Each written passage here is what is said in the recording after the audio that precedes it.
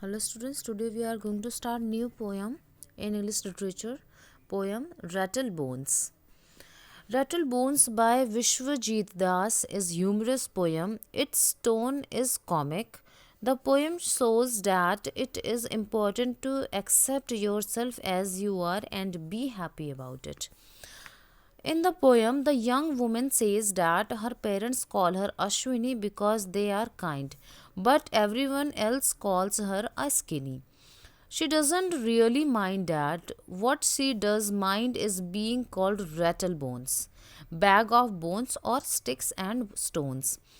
Whatever she does or try, she remains being only bones and skin. There seems to be no flesh within her. She remarks in an ironic tone that though her parents tried hard to put flesh on her bones by feeding her butter and ghee, all it managed to do was just grease her bones and make it easier for her to perform acts that no one else could.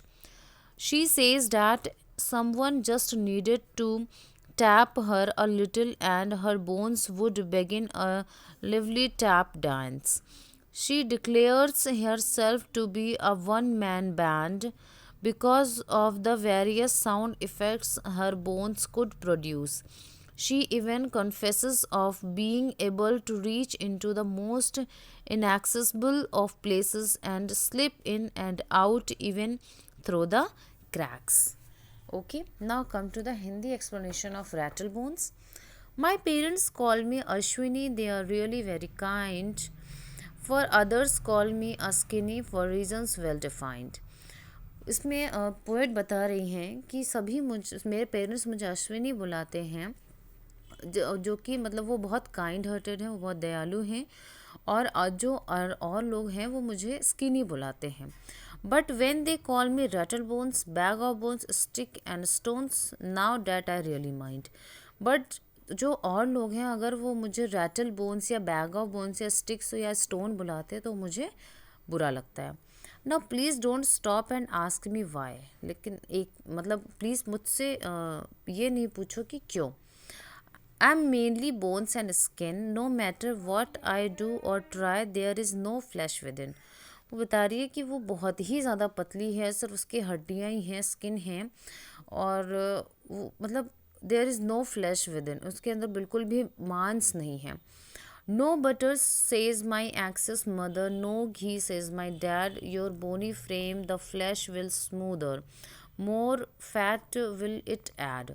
वो बोलते कोई भी butter या घी मेरे अंदर मतलब मेरे को मोटापन नहीं देता है, इवन मेरी जो हड्डियां हैं उसको और स्मूथ बना देता है.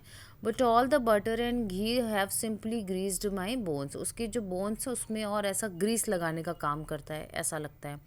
Instead of adding fat to me I rattle in sweeter tones, yet to do the things that I can do thin I'd rather be and you will wish to be skinny too when my feet you see. उसके पैर बहुत लंबे लंबे हैं, वो मतलब कहीं भी घुस जाती है, बहुत ही पतली है और बहुत स्वीटर टोन में है, और आप भी उसको देख के आप विश करोगे कि काश आप भी ऐसे हो जाओ.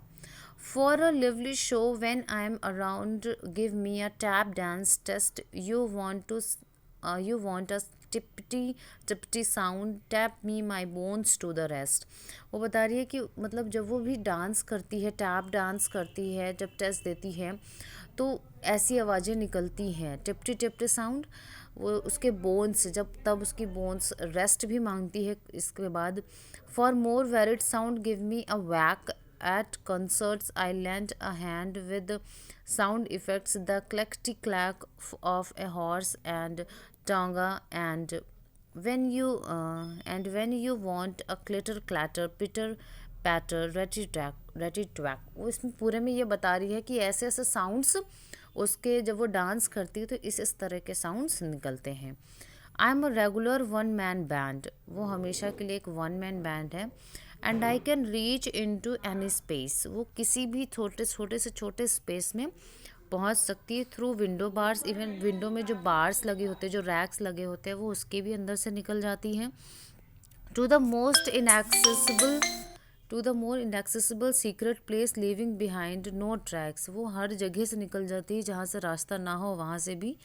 You will find me stretching, squeezing, shrinking, sliding, I slip in and out through cracks, I slip in and out through cracks, वो कहीं से भी स्लिप करके, स्ट्रेच करके, स्क्वीज करके निकल जाती हैं, और हल्का सा भी क्रैक होता है तो वो वहाँ से भी निकल जाती है। Okay, thank you class.